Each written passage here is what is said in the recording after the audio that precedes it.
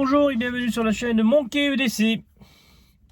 Donc là on est dans la voiture, comme vous pouvez le constater. Et puis je sors de la collecte des colis. Donc j'ai reçu quelques petits colis au dépôt relais d'articles que j'avais commandés. Et puis on va faire un petit déballage vite fait de voir ce qu'il y a dedans. Donc on commence tout de suite par le premier.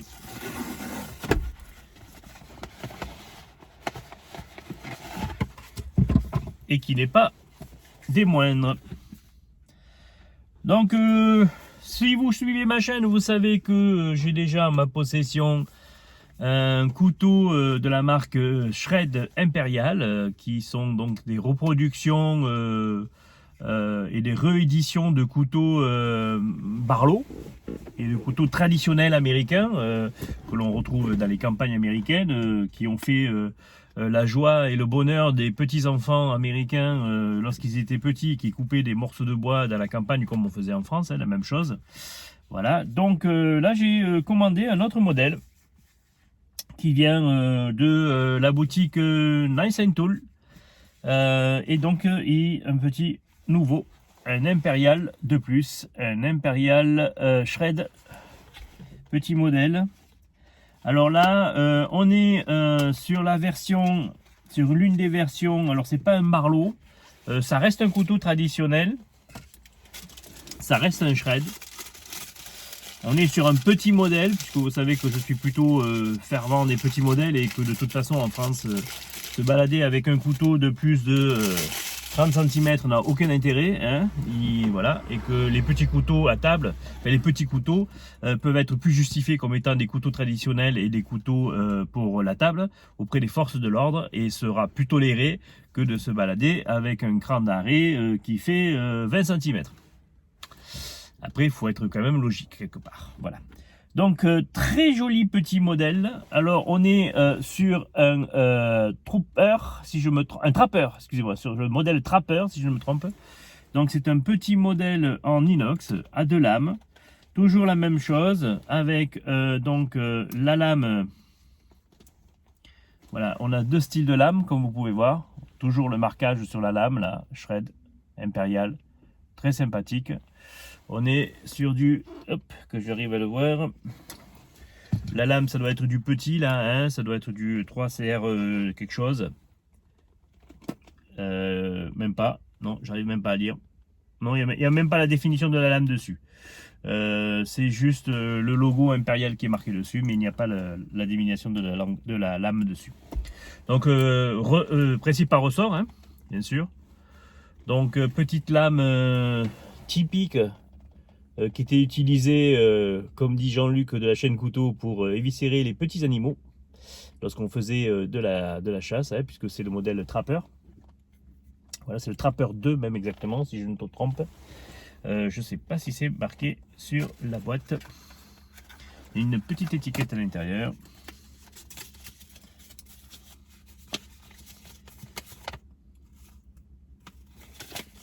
Non, il n'y a rien de marqué particulier dedans. Voilà. C'est juste du prospectus avec le principe, ouais. Alors, je comprends pas parce que là sur le truc c'est marqué Taylor Brand LSS Quality Tool, mais bon voilà, il n'y a rien de marqué du particulier, juste sur la petite plaquette ici là, l'intitulé de Imperial, de la marque Imperial. Voilà, donc c'est bien comment ça s'appelle, le Trapper 2, hein, voilà, de la marque Shred Imperial. Et donc avec ces deux lames, avec une petite lame ici, avec une chute tantôt là, qui est pas mal du tout. Voilà, comment ça s'appelle, le fil aux sorties de la boîte est correct, hein. Vous savez que moi généralement j'ai pas trop besoin de reprendre les couteaux. Et par contre, donc alors le manche est en composite, hein, un petit composite un peu comme ça, multicolore, qui va très bien, qui brille un petit peu avec des reflets un peu nacrés comme ça, c'est sympathique, moi je trouve ça très joli. Voilà, et puis voilà, la dimension la plus classique, hein. On est vraiment sur un petit modèle, hein. On ne dépasse pas les 17 cm ouverts, hein, loin de là. Donc c'est vraiment un tout petit couteau pour avoir dans la poche, qui peut servir pour le casse-croûte, qui peut servir pour la table, voilà.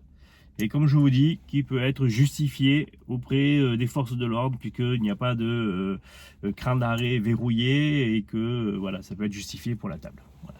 Selon l'endroit où vous êtes, ils vous diront rien, quoi. Ils vous laisseront le couteau en place. Voilà. On va passer donc au deuxième déballage. Alors celui-là, on va y aller vite fait parce que vous l'avez déjà vu. Alors je vous avais montré ma sacoche EDC qui était utile donc pour comment s'appelle, l'organisation de mon EDC travail. Et bien là en fait j'en ai pris simplement une deuxième pour le prix, hein, je vous rappelle c'est 10,90 € je crois, un truc comme ça. J'en ai pris une deuxième et que je vais utiliser pour mon EDC personnel. Voilà, donc la fameuse sacoche que vous avez déjà vue, hein, où on peut tout simplement, voilà, ranger, organiser comme l'on souhaite son EDC avec une plus grande visibilité. Et donc ce sont des poches qui sont un peu moins, comment dirais-je, petites, un peu moins compactées que les poches EDC classiques style Maxpédition. Là on est sur quelque chose de beaucoup plus pratique à utiliser. Et qui est plus homme gris, hein, qui fait un peu moins tactique que les genres d'autres colis, enfin d'autres, comment ça s'appelle, d'autres sacoches. On va passer au dernier colis. Donc là on déballe assez rapidement, hein. Je reviendrai de toute façon sur la petite lame, le Trooper. Là je ferai une petite vidéo certainement de comparaison entre le Trooper et puis le Barlow. Voilà, mais je suis un petit peu tombé amoureux de ce genre de petite lame. Et je trouve ça bien sympathique. Ah ben voilà, quand on parle du loup. Donc, pour continuer, ça tombe bien, hein, sur ce que je viens de dire. Pour continuer dans ce que je disais, voici deux petits Barlow. Voilà, avec des motifs différents qui sont sous blister, hein. Et alors ce sont des Barlow qui sont des éditions qui ont été sorties, éditions un peu spéciales. Ils sont tout simples, ils sont exactement le même Barlow qu'on avait sur le premier que je vous ai montré. Ça reste de la marque Impériale, ça reste du Shred.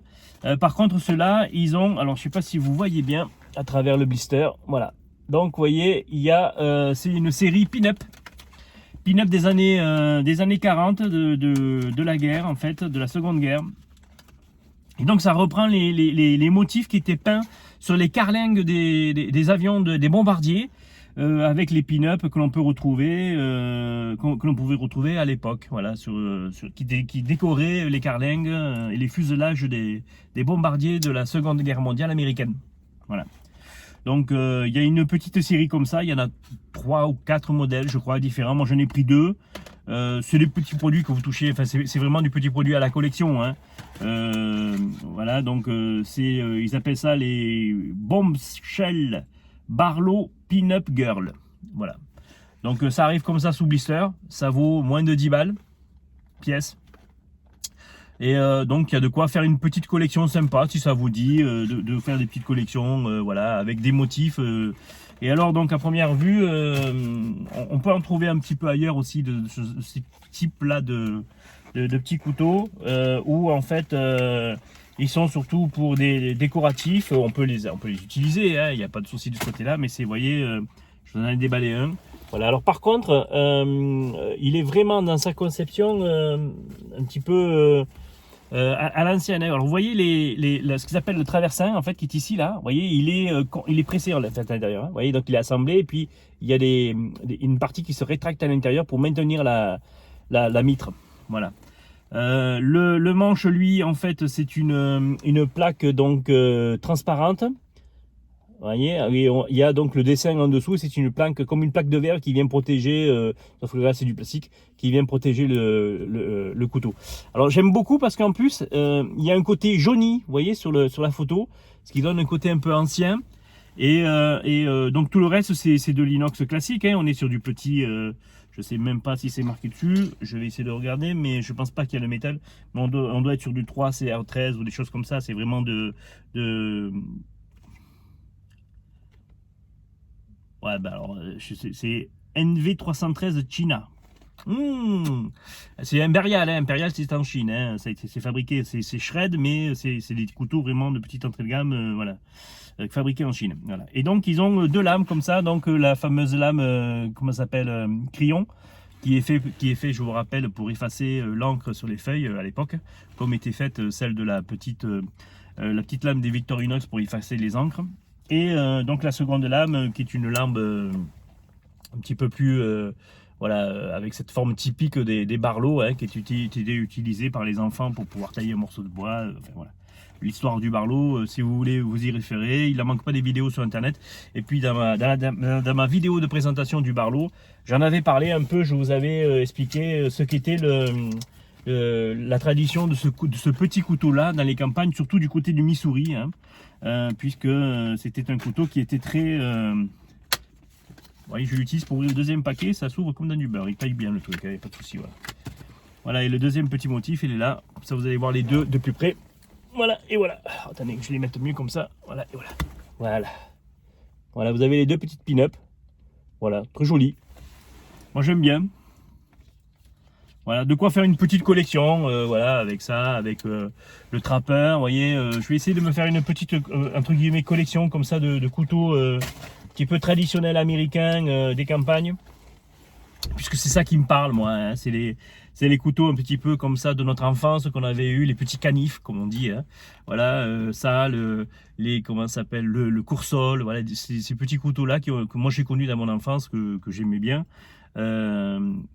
En parallèle des couteaux espagnols qui ont traversé aussi une bonne partie de mon enfance, mais ça c'était plutôt mes parents, mes grands-parents qui utilisaient ce genre de couteaux-là, les couteaux, tout ce qu'ils appelaient les navajas espagnols, en fait, Extremadura. Et moi, j'étais plus sur des petits canifs, style le coursol, les petits couteaux navettes, voilà, des choses comme ça. Et donc ça me rappelle plus ce genre de petits couteaux navettes que j'utilisais quand j'étais petit. Voilà, plus. Après, plus tard, j'ai eu un Opinel, et puis le Victorinox, ça a été bien plus tard, après. Voilà, je vous remercie pour ce petit visionnage. C'était une vidéo sur le pouce à l'arrache.